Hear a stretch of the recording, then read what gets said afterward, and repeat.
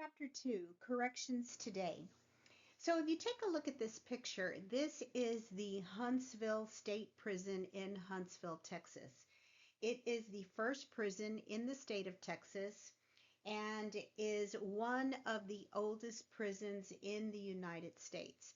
This prison was built somewhere in the late 1800s, and it even housed um, Clyde of the Bonnie and Clyde fame, also John Dillinger, who was a famous Chicago gangster. So it has a lot of history. This is also where the death chamber is. So let's go on to the first slide, corrections today. Corrections in the 21st century looks much differently than it did in the 19th century. So we have many prisons here in the state of Texas.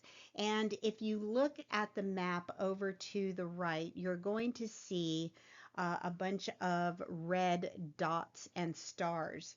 These are all TDCJ prison facilities. So you can see that there are many prisons in the state of Texas. Each prison is a little bit different in that it may be an institutional division prison, it may be a state jail prison, it could be a treatment facility. Regardless of what type of facility it is part of Texas Department of Criminal Justice, and people can be sentenced to these particular prisons. So this is just something that you want to take a note of. There is also a video that I have attached called Heat Wave.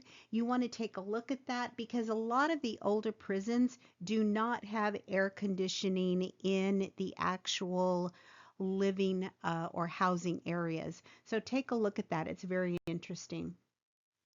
Next slide, EBP. What is EBP? Evidence-based corrections. They are scientific studies. So, as we go along with technology and we start researching and we start having empirical data, we start learning what programs work and what programs don't. What exactly is cost effective and what is not cost effective.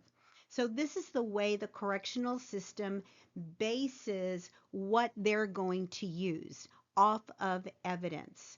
You have evidence based practice that is centered around definable outcomes, the best strategy, measurable features and outcomes, and uses practical reality. It is used to implement programs and practices that are shown to be effective. Because, of course, we don't want taxpayers paying for something that doesn't work, right?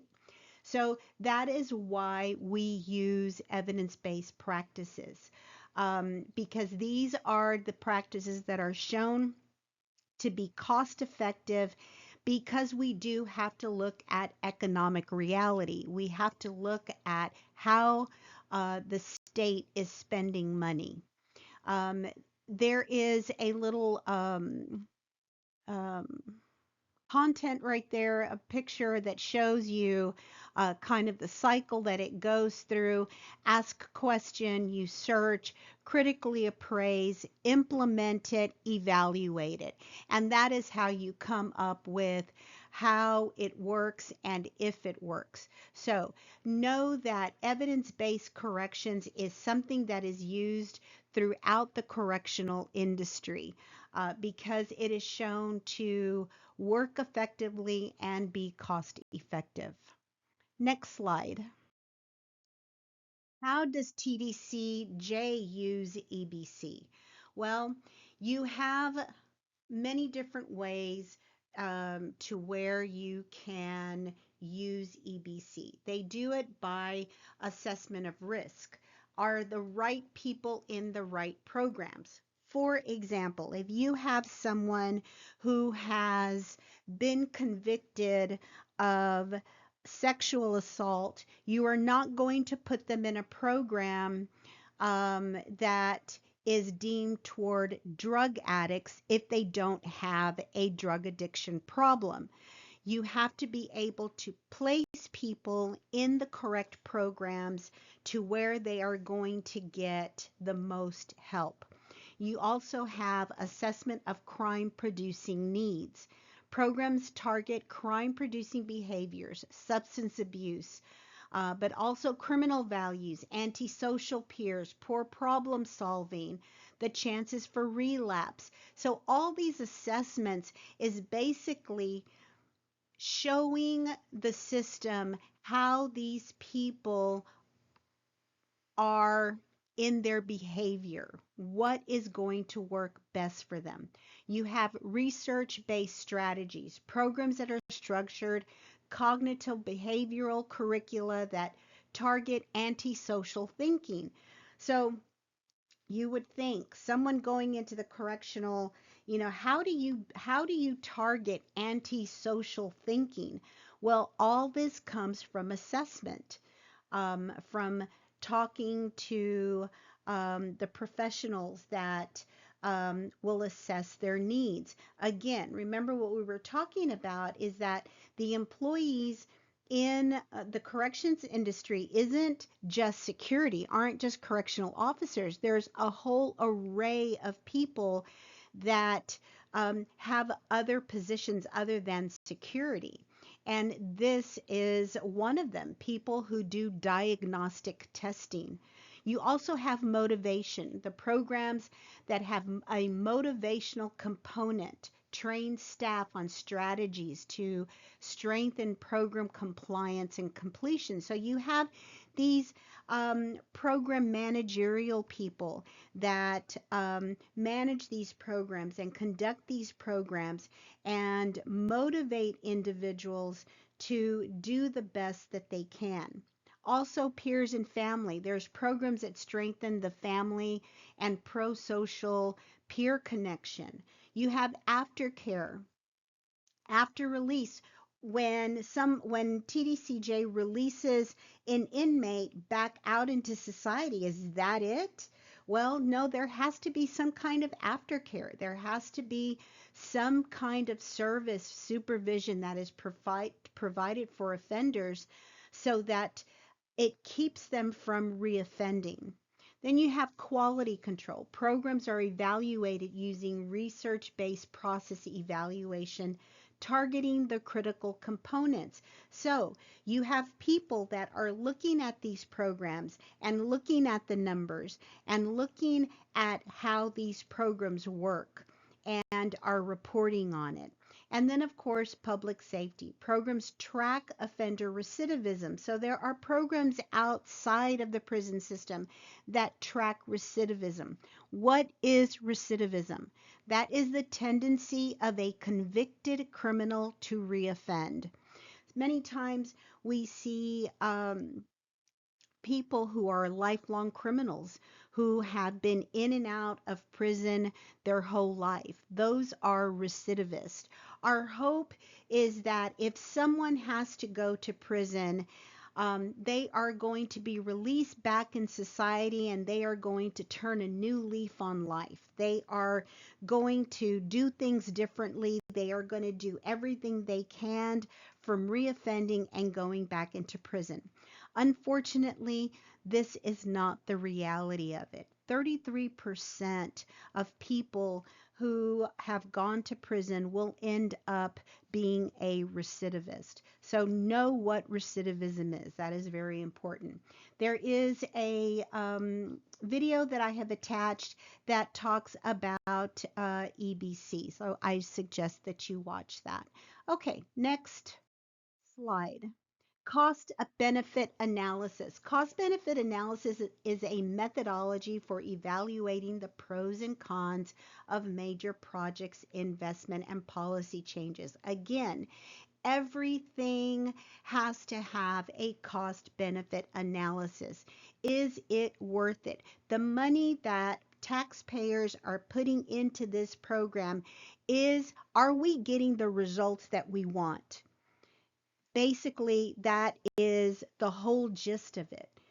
We want to make sure that the taxpayer money that is being spent on these programs is going to be worth it. We don't want to um, get involved in a program that is only going to have maybe a 30% quality rate, because then we're not getting the bang for our buck. So there are cost benefit analysis. So what goes into cost benefit analysis? You have the status quo of the cost benefit analysis. You identify the cost, identify the benefits, assign a monetary value to your cost, and then compare cost and benefit. All that boils down to is it working? Is it worth spending the money? That's the whole gist of it. Next slide. Professionalism in corrections. Professionalism in the American correctional system is a shared set of principles and customs that transcend self interest and speak to the essential nature of the particular calling or trade. So, professionalism is extremely important. You have to remember that as a correctional staff member, you have to have the community's interest um, at best, because that is the whole reason why we're there.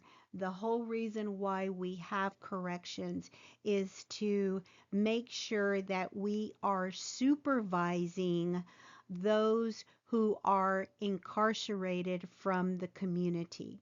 So, attitude sets the professional apart. What kind of attitude are you going to have? Well, you have to have a spirit of public service.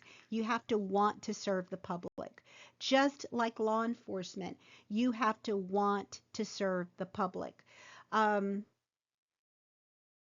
let's take law enforcement, for example, because we see it all the time. There's shows on it where we see, like for instance, Cops, where you see what police go through and how they put their lives on the line.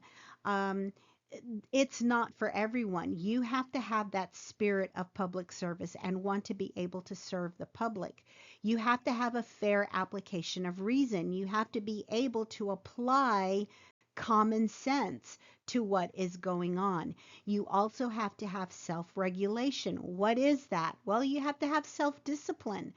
You can't let power go to your head. So you have to be able to regulate yourself, to discipline yourself. Continued self appraisal. What does that mean? That just means that you continue to look over your abilities. How can you improve? How can you make yourself better? Let's step back and look at the big picture, and how can I do this differently and in a better way? You have to have inner sense of honor, discipline, commitment, integrity. You have to recognize ethical principles. You have to be committed to lifelong learning and betterment. So everything that is involved here is involved in law enforcement and is involved in corrections. We never hear about how correctional officers put their lives on the line every day for the community, like we hear with law enforcement. But they do. You have to remember that the people that are in prison are not the best quality of people. There are some people who are in prison who made a mistake and who own up to it. But also, you have those who are troublemakers and who are just out to get revenge on whoever they can. So we have to remember that correctional officers place their lives on the line just as much as law enforcement officers do. There is a video that I have there. You may want to take a look at it. It's interesting. Next slide. So let's talk about standards in training and basic skills and knowledge. Before we go on, I do want to mention the picture, Dominguez State Jail. That is the state jail that is here in San Antonio. It's right there on the corner of Highway 90 and 1604. So if you pass in that area, you'll see a big, like a water tower that belongs to the prison. And I was at this facility for about 3 years. I was a sociologist there, so I did all the interviewing, the intake of all the inmates that were coming in through the county jail through this facility because it was also an intake facility. We will get to talk about the differences between the types of facilities. For example, this is a state jail. So we'll talk about that. But this is part of Texas Department of Criminal Justice. The majority of intake individuals that were coming through this jail were the ones from mainly from Bexar County, but from also Medina County, from Travis County, um, from the valley. So from all over the South area, this was used as an intake facility. So let's talk about standards and training. In the late 1970s, leaders recognized the need for establishing standards. There were no standards that were set before that. So then you had the American Correctional Association come in and develop these standards so that jails and prisons could be accredited. And that is very important because these are watchdog associations. They are the ones that are staying on top of these prisons, these jails, to make sure that they are doing what they are supposed to do. As we get on in the semester and in our chapters, specifically chapter 11, which is my most favorite chapter, we are going to learn a lot about the prisons of the past. So, what exactly is involved with the correctional um, standards?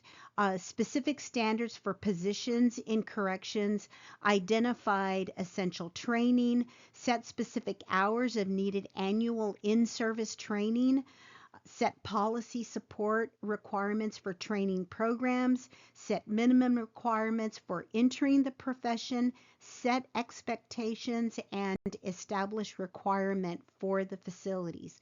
So these are things that the prison system, that jails need to adhere to make sure that they're staying within the standards so that they are accredited. Basic skills and knowledge.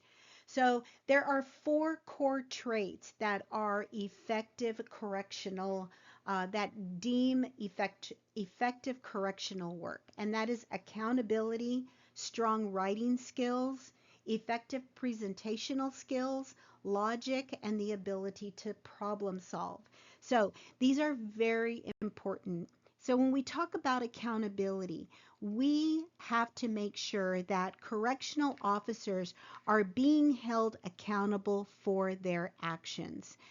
Everything has actions, just like police officers have to be accountable for what they do and how they do it. Correctional officers have to do the same. They have to be accountable. Strong writing skills. I cannot tell you how important this is, both in law enforcement and in the correctional realm, because of the fact that you are having to write reports, and these reports can end up going to court and being used. So it is very important that you write with specificity, that you are writing with detail and you are writing correctly. I know that in your assignments, I use as one of my rubrics, I use spelling and grammar and sentence structure. And that is because in this arena, you have to be able to write well. You have to be able to present your evidence or um, your witness account to the best of your ability, because that is what is going to be used if anything has to go to court. It's going to be used um, if an inmate has done something wrong and has to be held accountable. So it is very important to have effective presentational skills. You have to be able to make the report verbally as well to your higher ups. And that is extremely important. I've seen all of these take place, and I can't tell you how strong your communication skills have to be. Logic and the ability to problem solve. You have to problem solve when you are behind those walls, behind those gates, and be able to use logic and common sense. The accreditation and certification, as I was saying, with the American Correctional Association, you have accreditation and certifications. And if you don't, then that starts hitting you in the pocketbook as far as fines, and as far as having to keep up with the state standards. Education is important, and that is why you go through the academy when you first go in. Do you have to have college? You don't necessarily have to have a degree for it, but it does certainly help. When you first go in, you go in through the academy. You're in the academy for a few weeks. I want to say it's 6 weeks you're in the academy, and you're learning, you're testing, you're going through all these different types of qualifications in order to deem you capable of continuing on in the position. When you get hired, you're not necessarily hired at 100%. You've got to go through the academy, and you've got to be able to pass the academy in order to go on with the career.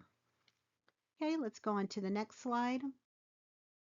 Social diversity in education, and I'm sorry, in corrections. So DEI is extremely controversial right now.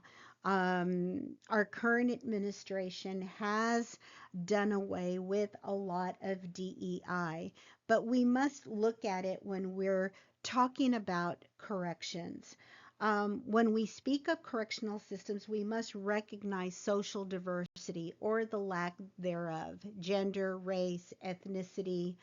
um, why is that? Well, when we talk about inmates, we're talking about inmates from all walks of life. Mainly, we are talking about people who are incarcerated, the majority who are of minority. So we have to be able to address that. Racism is extremely important to recognize. Racism being the oppression of a group due to their race and ethnicity. And it is a huge topic in the corrections industry. Discrimination due to racism impacts how the possibility of practices regarding hiring, promotion, and treatment are handled, both on inmate side and on employment side. Gender and differences between the sexes also raises awareness. This is a male dominated industry, just like law enforcement. Um, as the years have gone by, we have seen more women come to the forefront in law enforcement and corrections, but the numbers are still not equal. When I was in corrections in the late 90s, early 2000s, you didn't see a lot of women correctional officers. Women were mostly in the administrative field and did not go behind I guess, behind the locked doors into the housing areas. In fact, during my time, I was one of very few women who were allowed in the housing areas and into areas where normally women did not go. Diversity in corrections involves impact of individual clients, determines correctional populations and trends, affects the lives and interests of those working in the field, and change the structure and functioning of facilities and programs. There are two videos for DEI, a pro and a con. I want you to look at both of those and see where you stand in it. It is very controversial, but yet it is something that still needs to be discussed. Going on, race. Systemic oppression of a racial group to social, economic, and political advantage of another. Racism can lead to inequities in hiring and promotion for those working in corrections. Ethnicity, prison gangs built around ethnicity can lead to serious consequences. We see this all the time. Um, I have dealt with it many times. Gangs form in prison, and it's usually because of ethnicity. Gangs that form in prison are usually of an ethnic origin. There are Hispanic gangs, there are African American gangs, there are white gangs, there are Asian gangs. So you have to look at it in that way. And for that reason, we've got to look at ethnicity and race in the correctional industry because it is something that is so prominent behind the walls, behind the gates, and something that does separate and does lead to problems. Gender. Women working in corrections are underrepresented in supervisory positions. Again, as time goes on, we're starting to see more women in supervisory positions. Back when I was in, um, you saw a few women that were gaining rank, um, that were getting promoted into lieutenant and captain and major and even warden positions. Now you see even more, but there is still an underrepresentation of women within the correctional industry. Take a look at that video, Racism in Prison, as well. Next slide.